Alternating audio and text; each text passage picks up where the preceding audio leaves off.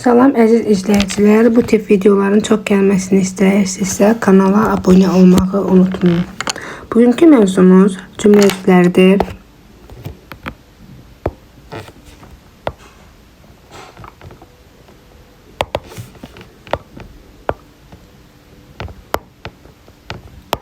Cümlə üzvləri nə deməkdir?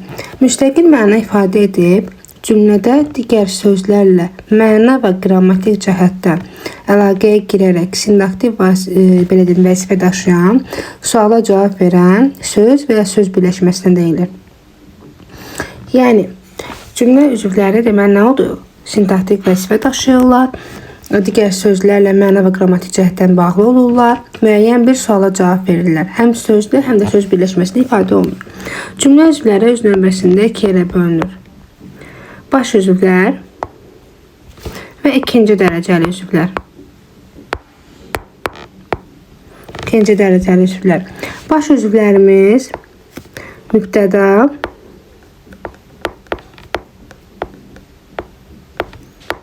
xəbər.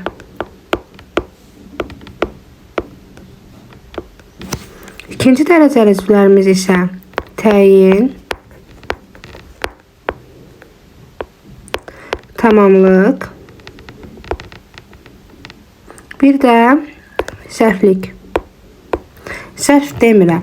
Zərf nitqi hissəsidir, zərflik isə cümlə üzvüdür.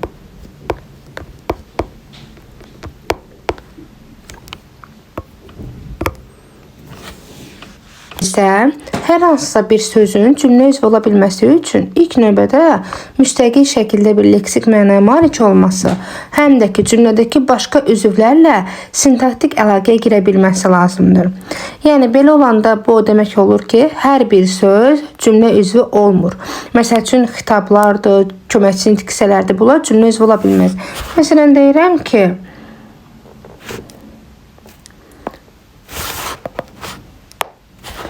Samirə, hara gedirsən?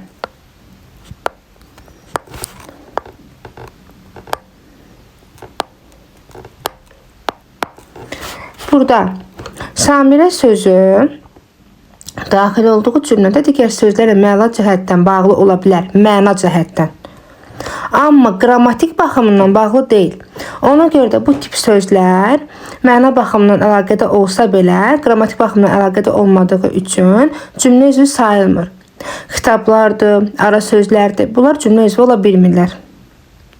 Çünki qrammatik cəhətdən digər üzvlərlə bağlana bilməyən, xəbərlə məsəl üçün əlaqəyə girə bilməyən, digər cümlə üzvlərinə yaxınlıq yarada bilməyən sözlər cümlə üzvü olmaz. Bu sözdə nədir? Xitabdır. Ara sözdə buna misal göstərmək olar. Və cümlə üzvləri dedik ki, iki yerə bölündü. Baş üzvlər, bir də ikinci dərəcəli üzvlər. Baş üzvlərdə mübtəda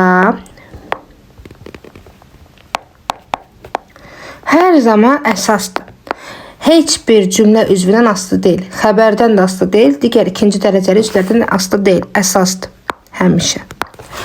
Amma baş üzvlərdən xəbər isə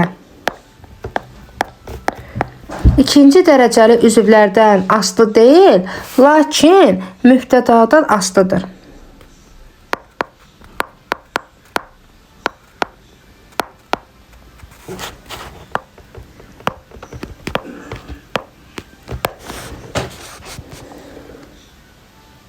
Və cümlənin yaranmasında, bitmiş fikri ifadə eləməsində mübtəda və xəbər çox əsasdır. Yəni, cümləmiz mübtəda və xəbər əsasında formalaşır. Bəzən mübtəda olmadığı zaman da biz onu bərpa edə bilirik. Məsəl üçün deyirəm ki, dünən dərsə gəlmişdim. Mən onun qarşısında mən əlavə edə bilirəm. Mən əvəzliyini əlavə etmək mümkündür. Amma ki, cümlədə mübtəda və xəbər olmadan ikinci dərəcənin üzvlərinin olmasıyla cümlə yarana bilməz. Ona görə deyilir ki, baş üzvlər, yəni ən əsas üzvlər mübtəda xəbərdir. Digərləri isə ikinci dərəcəlidir. Deməli, bizim bəzi sözlərimiz var ki, onlar sual tələb etmir və cümlə üzvü ola bilirlər. Bunlar hansılardır? Vardır, lazım, gərək, mümkün, bəs, yox və eyni zamanda sual əvəzlikləri. Bunlar sual tələb etmir. Mənim kitabım var. Var sözü burada xəbərdir, amma heç bir suala cavab vermir. Sizə kim lazımdır? Kim sözü isə mübtədadır. Çünki bilirik ki, kimdən hara ismin sualıdır və bu suallara cavab verən də mübtədadır. Daha sonra yuxarıda qeyd etdiyimiz sözlər ki var, bunlar isə xəbərin ifadə vasitələrindən biri hesab olunur. Və özləri də quruluşuna görə iki yerə bölünür. Bir var sadə cümlə üzvləri. Sadə cümlə üzvləri ancaq nitq hissələrindən ifadə olunur, nitq hissələri. Amma mürəkkəb isə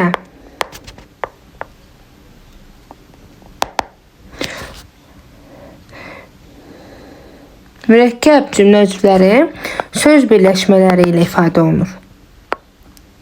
Söz birləşmələri, mürəkkəb adlar,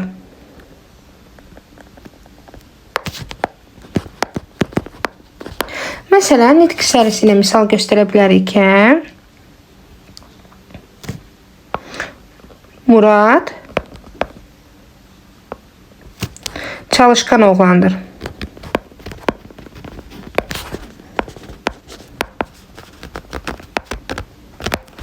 Belə deyim. Nədir onun adı? Mübtəda kim, nə, hara sualına cavab verir bir mənalı olaraq. Oğlandır. Kim? Murad. Necə oğlandır? Çalışkan. Necə sualına da təyin cavab verir. Təbii ki, zərflik də necə sualına cavab verə bilər. Baxır adlardan yoxsa hərəkətdən əvvəl gəlibdir. Bu sonraki məsələdir. Oğlandır. Kim? Murad. Və isimlə ifadə olunubdur. Nə söz birləşməsi ilə ifadə olunub, bir də ki, mürəkkəb adla. Bir də deyirəm ki,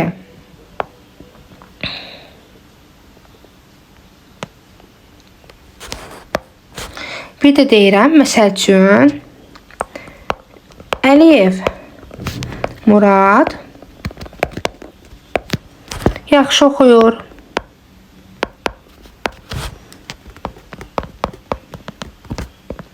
Oxuyur. Kim? Əliyev Murad. Mürəkkəb addır. İki və müxtəlif mənalı sözün birləşməsindən yaranır. Bu söz birləşməsi. Və burada iki müxtəlif sözdən yaranmışdır. Ad və soyadı olduğundan dolayı da bu mürəkkəb addır. Mürəkkəb adlı ifadə olunduğu zaman bu mürəkkəb cümlə üzvü hesab olunacaqdır. Və yaxud da deyirəm ki, Səməd Vurğun xalq şairidir. Burada Səməd Vurğun sözü də eyni qaydada. Daha sonra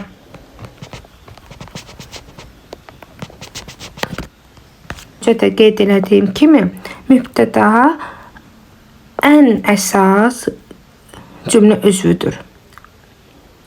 Və cümlənin ən müstəqil üzvüdür. Ən müstəqil.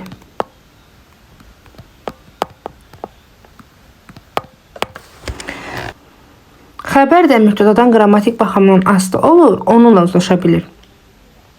Təyin isə mübtədadan asılı olur. Mübtədanın əlaməti xəbərdə öz ifadəsini tapa bilir. Mübtəda hansı şəxsdədirsə, xəbər də şəxs sonluğu olaraq ona uyğun bir şəkildə qəbul edir. Məsələn, mən gəlirəm. Burada qəbul olmuş şəxs sonluğu bizim birinci şəxsin təkinin əvəzliyinə uyğun olaraq qəbul edilibdir. Və yaxud da ki, sən gəlirsən, oradakı san şəxs sonluğu da eyni qaydada. Və mübtəda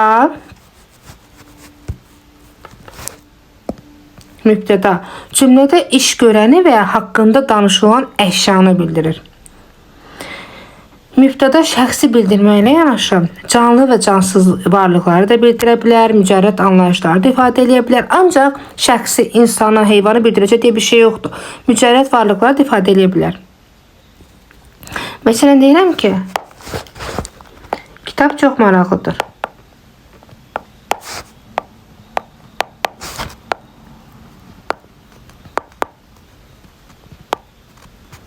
Maraqlıdır. Nə? Kitab. Yəni, bu ən müstəqil bir üzvümüzdür.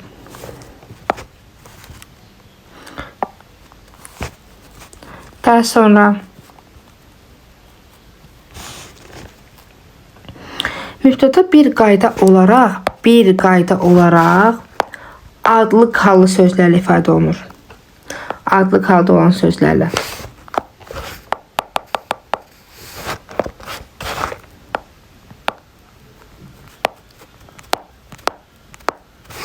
adlı halda olan söz və ya söz birləşmələri.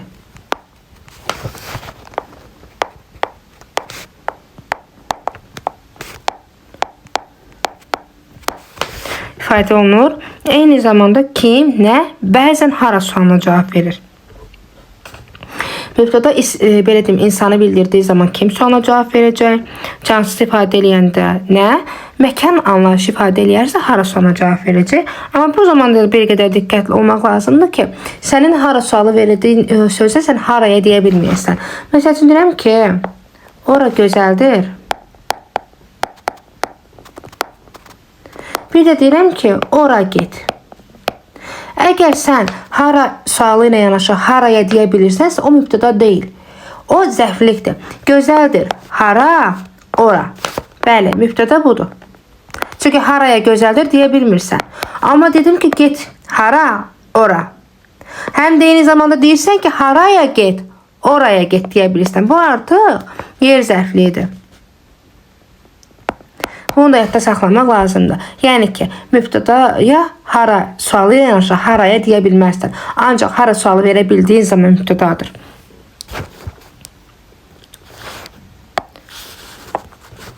Daha sonra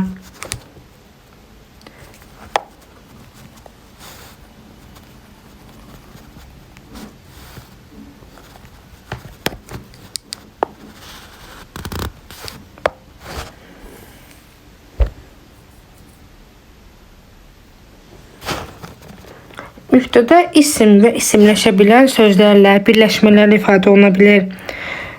Və əsasən cümlənin əvvəlində gəlir, bəzən inversiya vasitəsilə belə deyim ki, sonlara yaxın da gələ bilər.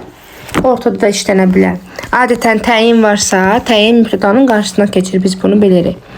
Məsələn, isimlə ifadə olunduqda deyə bilərik ki, məsələn, kitab bilik mənbəyidir. Nə? Kitab. Və yaxud deyirəm ki, o universitet tələbəsidir.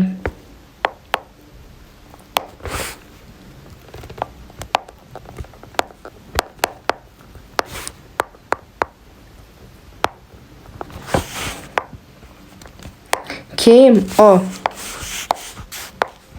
Buradakı o əvəzli ilə ifadə olundu. Və yaxud da deyirik ki, qoca bizimlə razılaşmadı.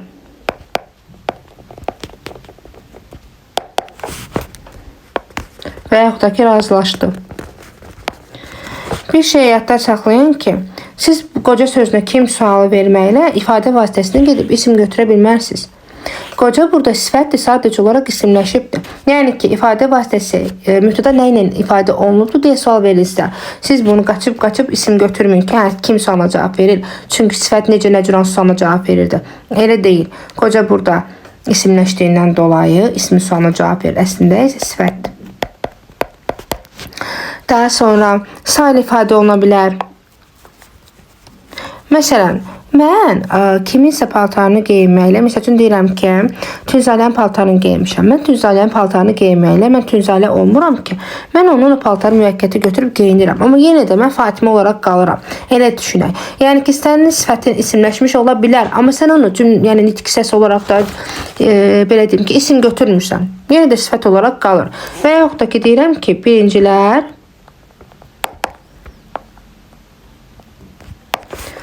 qalib gəldilər.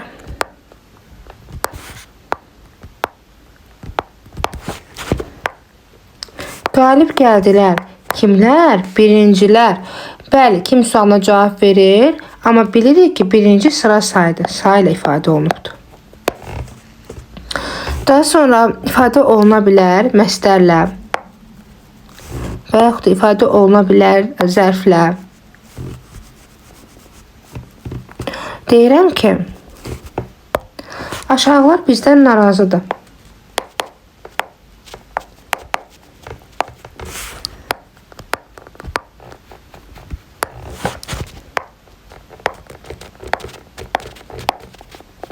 Biz bilirik ki, aşağı, yuxarı, sağa, sola bunlar yer zərflərdir.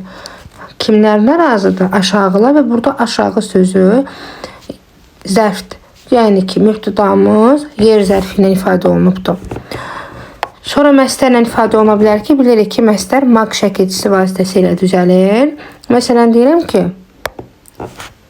oxumaq vacibdir.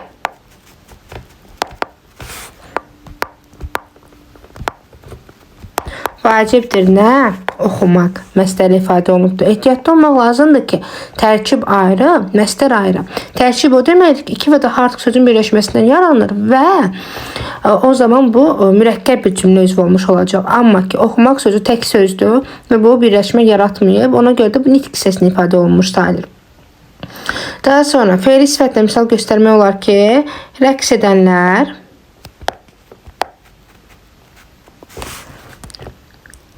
yoruldular. Yoruldular kimlər? Rəqs edənlər. Qayıdıb deyə bilərsiniz ki, ay müəllimə, axı burada 2 dənə söz var, deməli birləşmə yaradıb da. Elə deyil. Etmək, eləmək, olmaq çox nadir hallarda birləşmə yarada bilir. O məsələyə gələcək. Amma ki, rəqs etmək ifadəsi mürəkkəb feildir və mürəkkəb feil isə sadə cümlə üzrə götürülür. Çünki nitq hissəsidir. Və yaxud da ki, mürəkkəb feil olsun, mürəkkəb söz olsun. Bunlar sadə cümlə üzrüdür. Məsəl üçün deyirəm ki, ağacdələn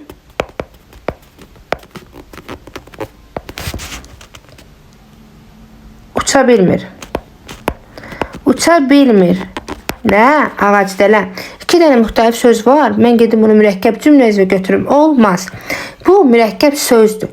Mürəkkəb cümlə üzrə ayrı-ayrı 2 sözün və yaxud da 2 söz birləşmənin birləşməsindən yaranır. Mürəkkəb adlar var, sonra ismi birləşmələr var, fe'li birləşmələr var. Bunları biz mürəkkəb üzv kimi götürürük. Daha mürəkkəb sözü etmək, eləmək, olmaqla yaranan bəzi sözləri biz mürəkkəb cümlə üzrə götürə bilməyəcəyik. Bunlar sadə cümlə üzvləridir. Yəni nitq hissəsi ilə ifadə olunan. Daha sonra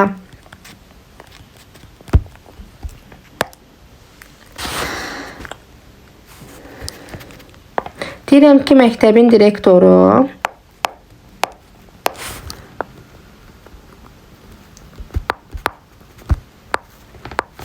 tədbirdədir.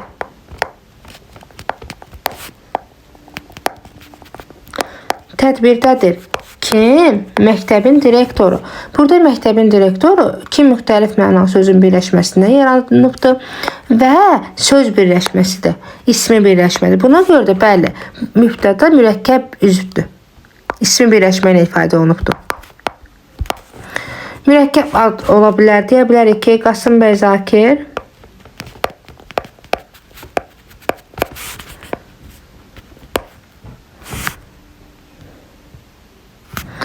gözəl şairdir.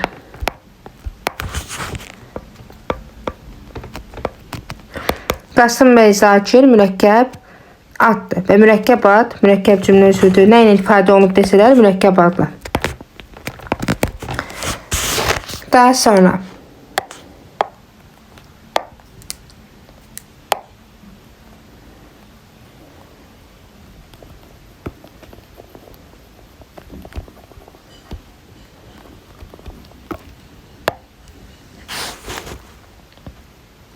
mübtəda ümumiyyətlə o, bu əvəzliyi ilə ifadə olunduqda ondan sonra vergül qoyulur.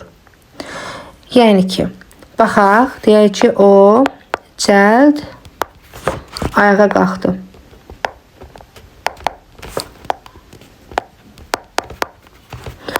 Əgər mübtədadırsa və özündən sonra sifətdir, isimdir, saydır, bunlar gəlibsə və yaxud da ki, fe'li sifət gəlibsə vergül olacaq və kim sualına cavab verir? Kim qalxdı? O. Və yaxud da deyirəm ki, isimləşmə ilə bu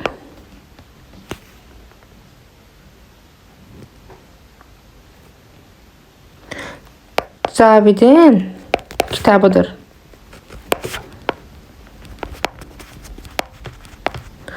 Nə? Bu. Biz bilirik ki, bu əvəzli, yəni o əvəzli həm şəxs əvəzlidir, həm də ki, işarə əvəzlidir. Hansı sualına cavab verdiyi zaman mübtəda olmayacaq, amma kim sualına cavab verəndə mübtədadır. Bu isə işarə əvəzli olmasından əlavə olaraq isimləşərək mübtəda ola bilir. Bu Cavidin kitabıdır. Nə? Bu. Bir çox hallarda cümlənin mübtədası buraxıla bilir və biz onu xəbərdəki şəxs sonluğuna görə bərpa edə bilərik. Deyə bilərəm ki, məsələn, oxumağa meyil saldım. Mən saldım. Gecə gündüz oxuyurdum. Mən oxuyurdum. Deməli, xəbər. Xəbər mübtədaya aid olan işi, hərəkəti, halı, hadisə və hökmü bildirir. Və belə deyim ki, xəbər ismi və feili olmaqla iki yerə bölünür. Daha sonra nə edir, nə edəcək, nə etmişdir, kimdir daha doğrusu, nədir, hansıdır, neçəncidir kimi suallardan birinə cavab verir. Cümlənin ən zəruri üzvüdür.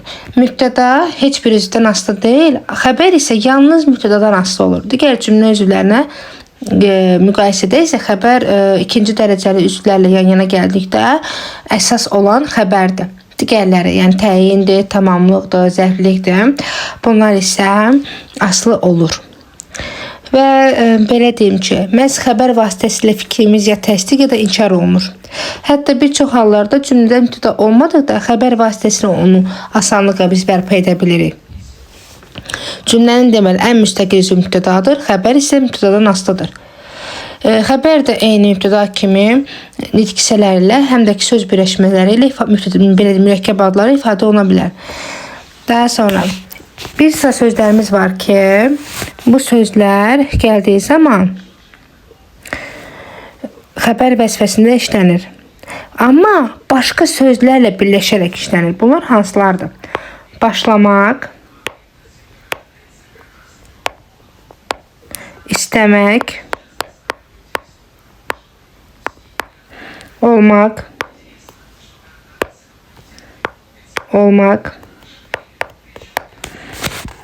bilmək,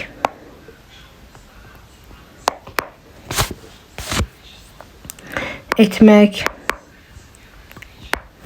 eləmək. Yəni bu kimi fe'llər çox zaman başqa sözlərlə birləşir, xəbər vəzifəsində işlənir.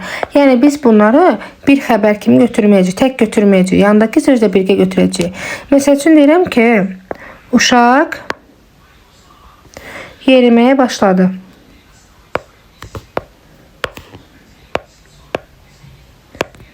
Biz burada başladığına ayrı xəbər götürək, nəyə başladı, yeriməyə, kim, uşaq belə yox. Uşaq nə etdi? Birbaşa yeriməyə başladı. Yeriməyə başladı ifadəsi bütöv xəbərdir. Və yaxud da ki, başqa bir misal götürək.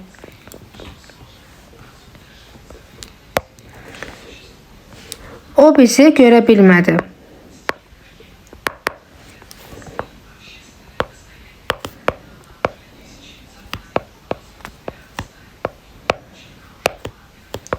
Görə bilmədi bütöv xəbər kim o?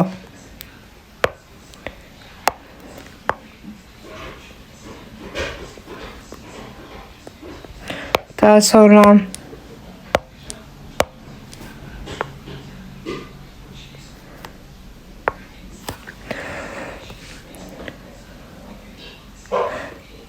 şüşə parça oldu.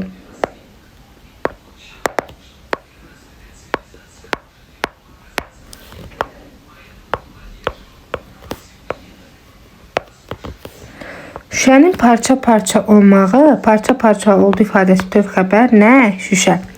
Yəni parça olmaq bütöv xəbər götürüləcək. Ancaq ki, bizim daha doğrusu bəzi ifadələrimiz var ki, bunlar olsa belə orada ayrıca xəbər kimi götürə bilirik. Məsəl üçün deyə bilərik ki,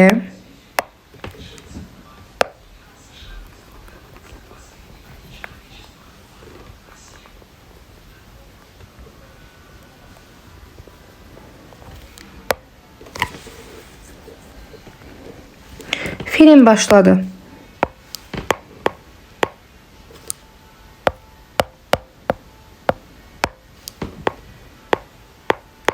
Film başladı. Başladı.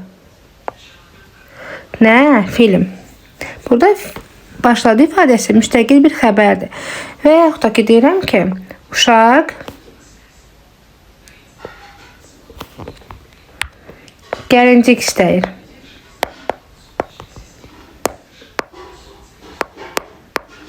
İstəyirdi.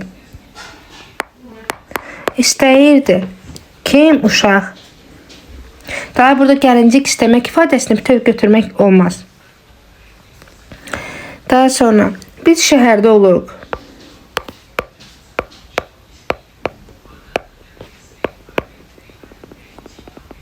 Burada oluruq ifadəsi yaşamaq mənasındadır. Yəni ki, biz şəhərdə yaşayırıq. Biz bunu yaşamaq ifadəsindən əvəzləyə bilirik. Oluruq ifadəsi burada ayrıca xəbərdir. Kim? Biz. Yəni ki, bizim dediyimiz başlamaqdır, istəməkdir, bilməkdir, olmaqdır, etməkdir, eləməkdir feilləri çox və başqa sözlərlə birləşik götürülsə belə istisnalıdır. Bəzi zamanlarda biz onu tək müstəqil xəbər kimi götürə bilirik.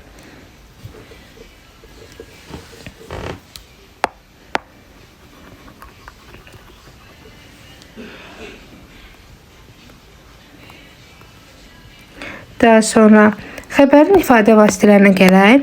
Birinci danışacağıq ismi xəbərdən. İsmi xəbər adlarla ifadə olunur. İsimlə, sifətlə, sayla, əvəzliklə, zərflə.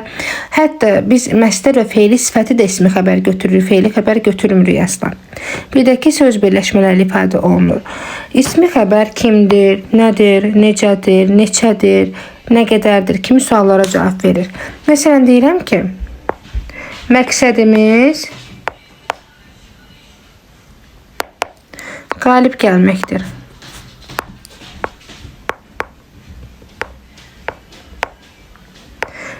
Qalib gəlməkdir.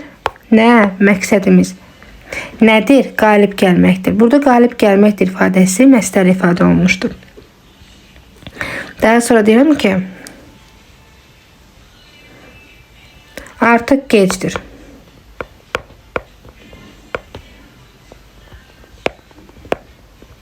Gecdir ifadəsi gec bilirik ki, zərfdir. İsmi xəbərlə ifadə olunmuşdur.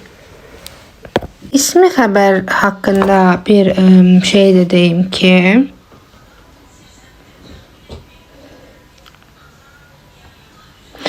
ümumiyyətlə xəbər barədə bir söz deyim ki, feili bağlama və feili bağlama tərkibi əsla xəbər ola bilmir. Və mübtəda da, təyin də, tamamlıq da ola bilmir.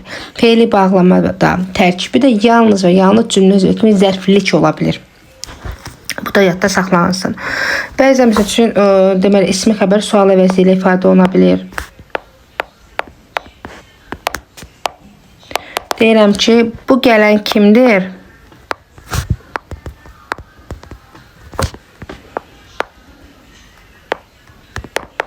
Kimdir ifadəsi məsələn burada əvəzlidir, sual əvəzlidir. Şəxs əvəzliyin ifadə oluna bilər ki, sənə yardım uzadan mənəm. Mənəm burada şəxs sonluğu qəbul etmişdir və ismi xəbərdir. Daha sonra işarə əvəzliyi də isimləşdiyi zaman nədir onun adı? İsmi xəbərlə ifadə olunur. Ümumiyyətlə işarə əvəzliyi istər isimləşsin, istər isimləşməsin, ismi xəbər rolunda çıxış edə bilir. Məsələn deyirəm ki, sənə dediyim adam budur. Kimdir? Budur. Təyin əvəzliklərdən öz və eyni əvəzliyi var ki, bunlar da eyni qaydada ismi xəbər ola bilər. Deyə bilərəm ki, bunların səbəbkarı özüməm.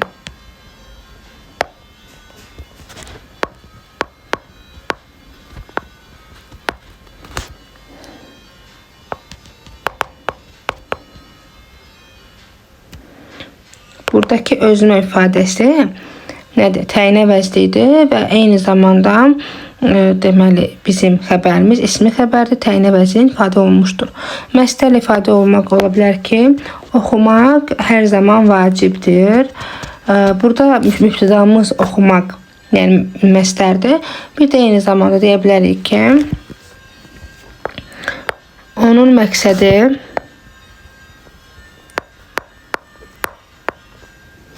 oxumaqdır. Nədir? Oxumaqdır. Məsdərlə ifadə olunmuşdur. Daha sonra qoşmalı sözlərlə ifadə oluna bilər.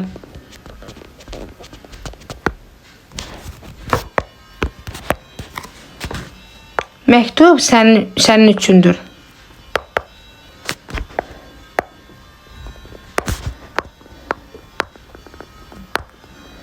Bilirik ki, burada həm də eyni zamanda üçün qoşması şəxsanlığı qəbul edibdir. Sənin üçündür nə? Məktub. Yəni ifadə olunmuşdur qoşmalı sözdür. və frazoloji birləşmələrin ifadə oluna bilər. Təsdiqlənməyən formada olan frazoloji birləşmələr. Məsələn, deyim ki, müəllimin vəzifəsi dərsi başa salmaqdır. Müəllimin vəzifəsi nədir? Dərsi başa salmaq. Burada dərsi başa salmaq ifadəsi də frazoloji birləşmədir. Daha sonra mürəkkəb xəbər ola bilər. Ümumiyyətlə yadda saxlayaq, ismi xəbərlər mürəkkəb cümlə üzvü ola bilər. İsmi birləşmələrlə, feili birləşmələrlə ifadə olunursa. Amma feili xəbər isə mürəkkəb cümlə üzvü olmaz. Məsələn, deyə bilərik ki, Məryəm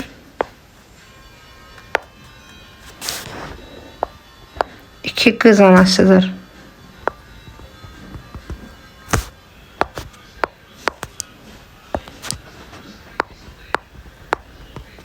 Qız anasıdır. İkinci nöqtəyin söz birləşməsinin ifadə olunmuşdur. Daha sonra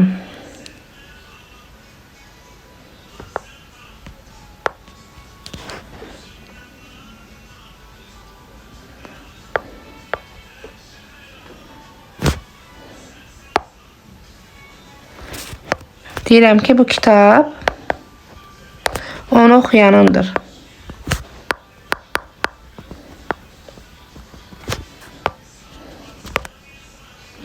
Bu kitab kimindir? Onu oxuyanındır. Və burada onu oxuyanın ifadəsi feil sifət tərkibi ilə ifadə olunmuşdur. Deyirəm ki, bu şeir Molla Pənah Vaqifindir. Mürəkkəb adlı ifadə olunubdur. Bir də bəzi sözlərimiz var ki, bunlar söz xəbərlər gedir. Söz xəbərlər hansılardır? Söz xəbərlərimiz də ümumiyyətlə ismi xəbər kimi gedir. Deməli, var, lazım, gərək, sonra ardıca, bəs, mümkün, yox. Yəni bu kimi sözlərimiz söz xəbərlərdir. İkinci adı isə predikativ.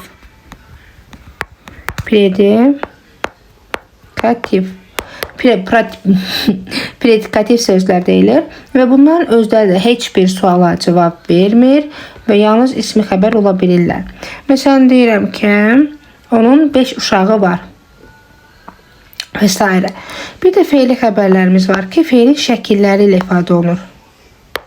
Nə edir, nə edəcək, nə etməlidir, nə edəsidir və s. kimi suallara cavab verir. Deyirəm ki, o dərsə qulaq asır. İfadə olunubdur feilin xəbər şəkli ilə. Nə edir? Qulaq asır. Kim? O. Və yaxud deyirəm ki, bu məktubu verməliyəm. Nə etməliyəm? Feili xəbərdir. Və feilin əmir, xəbər, arzu, lazım, vacib şəkillərlə ifadə olunan xəbərlər müstəqil, şərt şəkli ifadə olunan xəbərlər isə aslı xəbər olur. Yadda saxlayaq. Feilin yalnız şərt şəkli ifadə olunan xəbər aslı xəbərdir. Çünki feilin şərt şəkli ifadə olunan xəbər mürəkkəb cümlənin aslı tərəfinin xəbəri olur. Keçmişdik biz baş cümlə, bir də budaq cümlə. Və aslı tərəflərində budaq cümlə nəzərdə tutulur ki, sasə budaq cümlədə olur. Feilin bu şəkli tabiri mürəkkəb cümlədə budaq cümlənin xəbəri olur.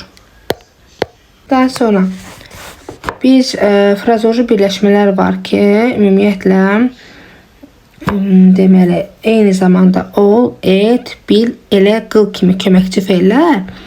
Bunlarla yaranan ümumiyyətlə cümlə izvi sadə xəbər olur. Bayaq da demişdik bunu, yenə də təkrar edirəm. Ol, et, elə, bil, qıl. Bu feillər bir də eyni zamanda frazoloji birləşmələr. Frazoloji birləşmələr. Bunlar sadə xəbər olurlar. Sadə. Deməli, feil xəbər quruluşca ancaq sadə olur. Az öncə dediyim kimi.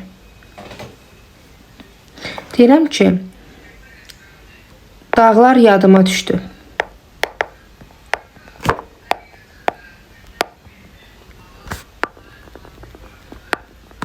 Burada yada düşmək ifadəsi frazoloji birləşmədir və eyni zamanda da sadə xəbərdir. Amma desəm ki, dağlar Mənim yadıma düşdü. Bəli, burada mənim sözü bir söz ya da düşmək də frazeoloji birləşmədə bir söz olur. İki sözün yan-yana gəlməsindən isə artıq bu mürəkkəb xəbər ola bilər. Amma yox, frazeoloji birləşməni biz elə necə varsa elə görürüksə, sabit birləşmə kimi, qabağında hər hansısa bir əlavə söz yoxdursa, biz onu sadə xəbər kimi götürürük. Daha sonra